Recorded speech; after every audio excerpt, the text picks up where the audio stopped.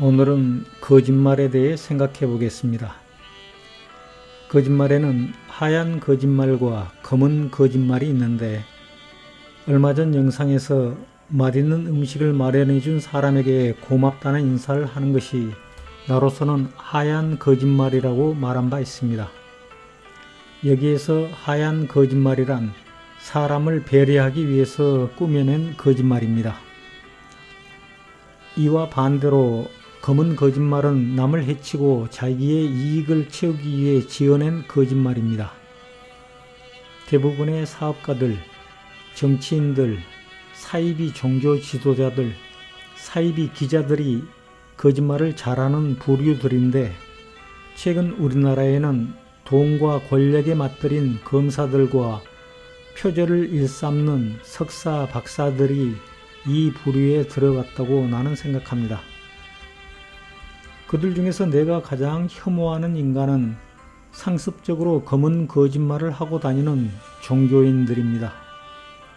예전 영상에서 종교인과 신앙인을 구분한다고 말한 바 있는데, 지금도 나는 신앙인만 존중합니다.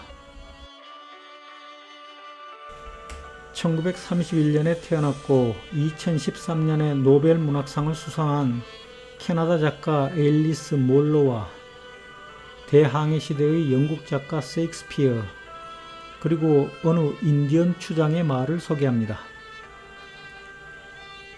그녀는 사람이 그런 짓을 할 수 있다는 사실에 놀라워했다. 그것도 꼬박꼬박 교회에 가는 사람이. 난 겨우 크리스마스에만 교회에 갈 만큼만 착하지만 그래도 그런 짓은 안 했을 거예요. 결국 세상을 돌아가게 만드는 건 그런 사람들이죠. 그녀가 그 사기꾼에 대해 말했다. 악당이 성경을 들먹이는 건 악마가 미소를 짓는 것과 같아.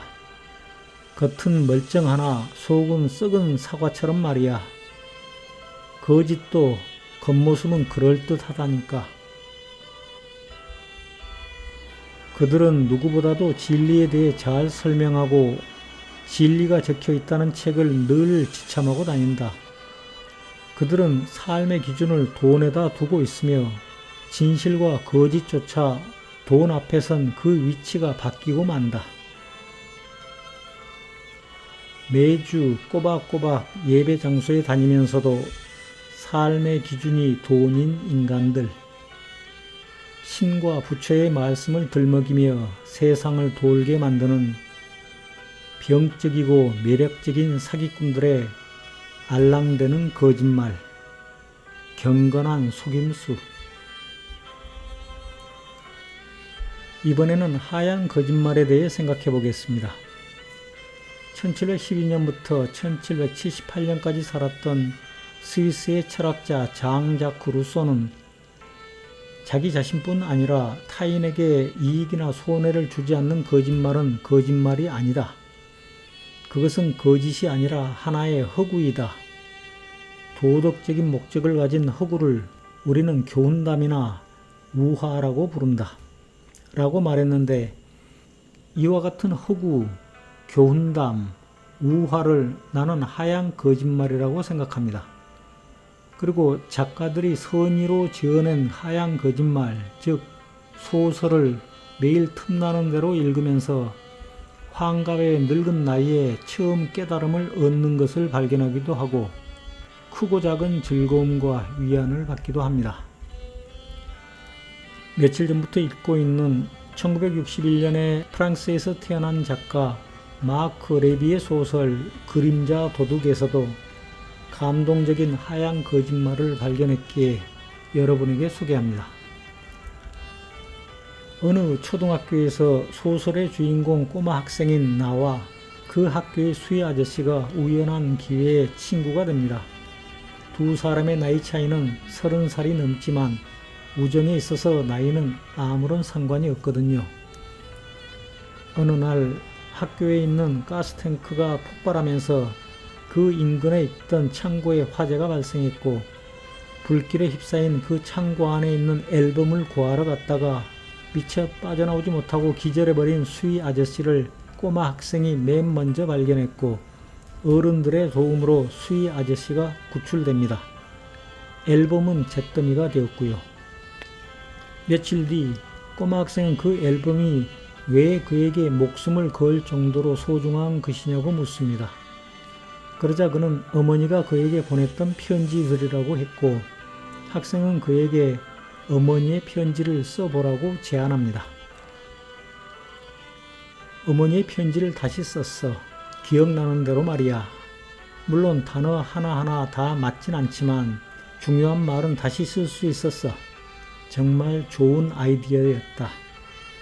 어머니가 직접 쓴 편지는 아니지만 그래도 그걸 읽을 때마다 예전과 같은 감동을 받는단다. 어머니가 그 편지에 뭐라고 쓰셨는데요? 비밀이 아니면 말해 주실 수 있지 않나요?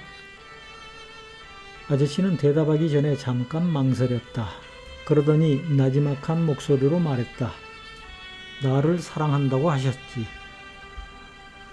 아, 그럼 다시 쓰는데 별로 오래 걸리진 않았겠네요. 아저씨가 하도 속삭이는 바람에 나는 아저씨 곁으로 바짝 다가갔다. 그러자 일부러 그런 것은 아니었지만 나도 모르게 우리 두 사람의 그림자가 서로 겹쳐버렸다. 그걸 보고 얼마나 놀랐는지 모른다.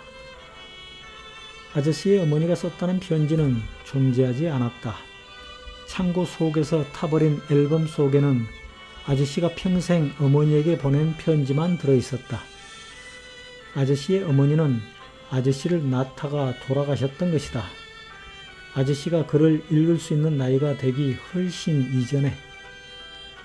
갑자기 눈물이 울컥하고 쏟아질 것 같았다.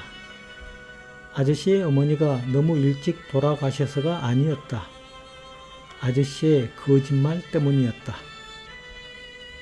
이 모든 이야기를 전해준 것은 아저씨의 그림자였다. 감사합니다.